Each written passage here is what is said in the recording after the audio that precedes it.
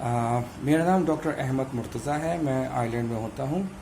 میرے بھائی شہید احمد مشتبہ جو طیارہ حادثہ ہوا تھا 22 مئی 2020 کو، اس میں انہیں جام شہادت ان کو نصیب ہوا تھا.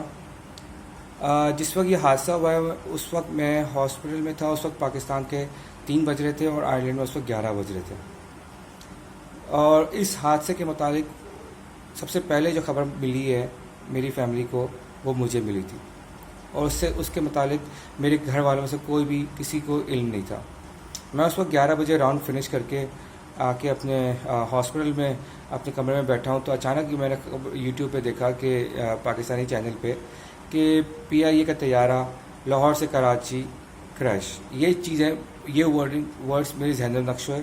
میں نے فوری طور پہ بھیا کو فون کیا، بھیا کو میسج کیا کہ بھیا تم کدھر ہو. احمد مشتبہ کو بھیا کہتا تھا کیونکہ وہ مجھ سے بڑے تھے. تو ان کو میں نے جب میسج کیا تو وہ آج تک ان کو میسج ملا نہیں.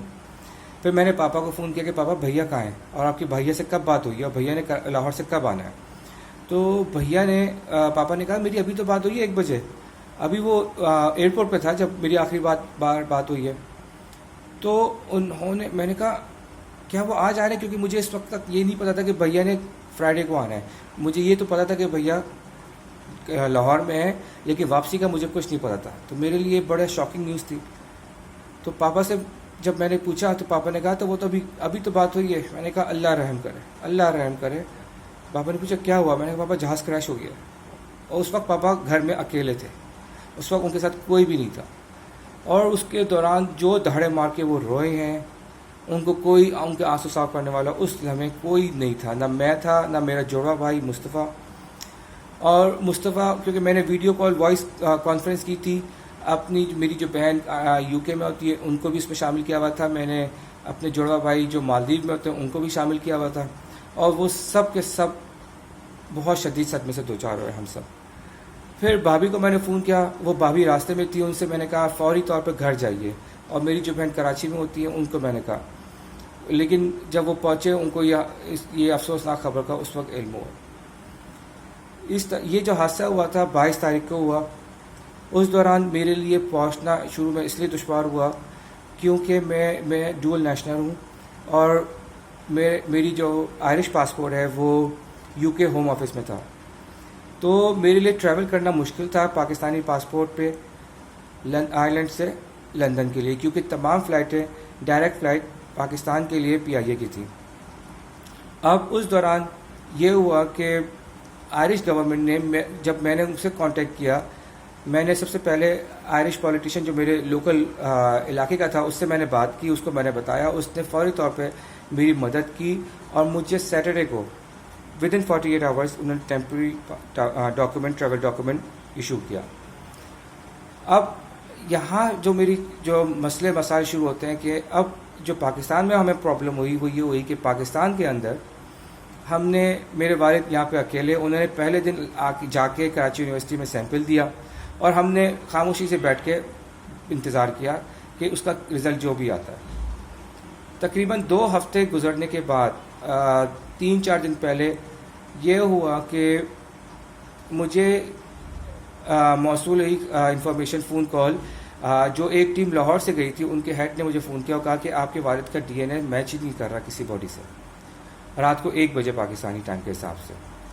تو صبح کو آل آف اے سڈن جو متاثرین کی فیملیز ہیں انہوں نے اپنی مدد آپ کے تحت صبح کو پاپا کا 2nd sample Lahore forensic lab بھجوا دیا، اور اس کا رزلٹ اسی دن 8 گھنٹے میں موصول ہوا، جس پہ پتہ چلا کہ باڈی نمبر R112 چیپا میں جو تھی وہ احمد مشتبہ کی تھی.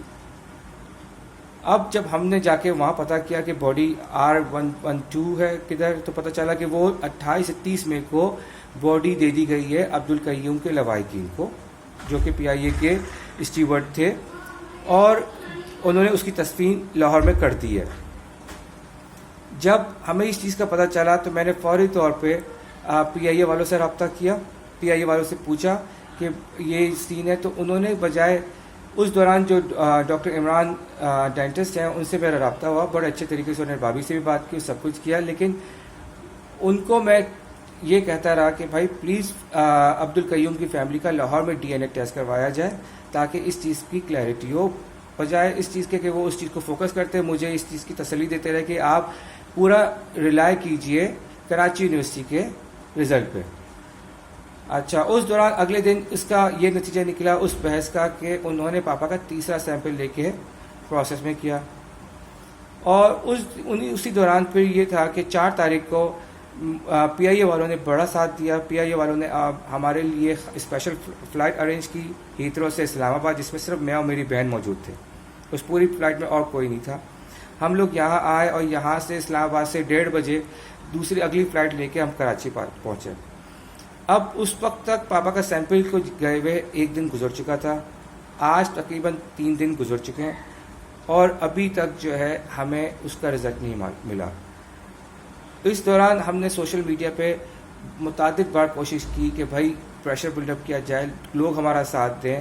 اس دوران جو ہمیں ساتھ دیا، ہماری مدد کی، ہماری آواز بنے، وہ علی فاروقی اور متاثرین کی فیملی ممبرز بنے۔ انہوں نے ہمارا بھرپور ساتھ دیا، پاپا کی جو آواز تھی سوشل میڈیا پہ پھیلائی، اور پاپا کو آ کے انہیں بڑا ساتھ دیا، سپورٹ کیا۔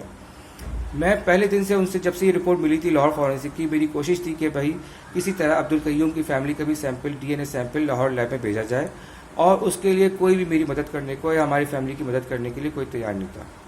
بالآخر آج صبح جو کمیٹی بنی ہے حکومت کی طرف سے، جس کا جو فوکل پرسن ہے ڈی سی ارشد صدر صاحب، ان سے بھی ملاقات ہوئی۔ اس میٹنگ کے ممبر قرار عباسی، ڈاکٹر قرار عباسی پولیس سرجن، اور ایس ایس پی جنید شیخ، وہ بھی موجود تھے۔ اور میرا پہلا پوائنٹ یہ تھا کہ پلیز آپ لوگ عبد القیوم کی فیملی کا ڈی این اے لے کے لاہور لیب میں پہنچائیے، وہاں ٹیسٹ کروائیے، جس کو انہوں نے انڈورس کیا، اور انہوں نے کہا کہ ہم پہلی فرصت میں وہاں پہ ان کی فیملی کا وہ لوگ بھیجتے ہیں سیمپل۔ دوسری طرف انہوں نے مجھے بتایا قرار عباسی صاحب نے کہ آپ کے والد کا اس وقت ہم نہ صرف ان آئیڈینٹیفائڈ باڈیز پہ، ہم آئیڈینٹیفائڈ باڈیز پر بھی ان کا ڈی این اے سیمپل رن کر رہے ہیں۔ میں نے کہا ٹھیک ہے، اس پہ بھی مجھے کوئی اعتراض نہیں ہے، آپ دیکھ لیجئے، لیکن میرا پہلا جو فوقیت ہوگی، میں اس رپورٹ کو اس وقت تک نہیں مانوں گا، کراچی یونیورسٹی کی جو دوسری رپورٹ کو، جب تک کہ پہلا جو رپورٹ لاہور فورینسک لیب کی طرف سے نہیں آتی، یا دوسری جو ڈی این اے سیمپل جائے گا عبد القیوم کی فیملی کا، جب تک اس کی رپورٹ مجھے نہیں ملتی، تب تک میں کوئی اس چیز کو ایکسیپٹ کرنے کے لیے تیار نہیں ہوں، جب تک کہ لاہور فورینسک لیب کی عبد القیوم کی رپورٹ نہیں آتی ہے۔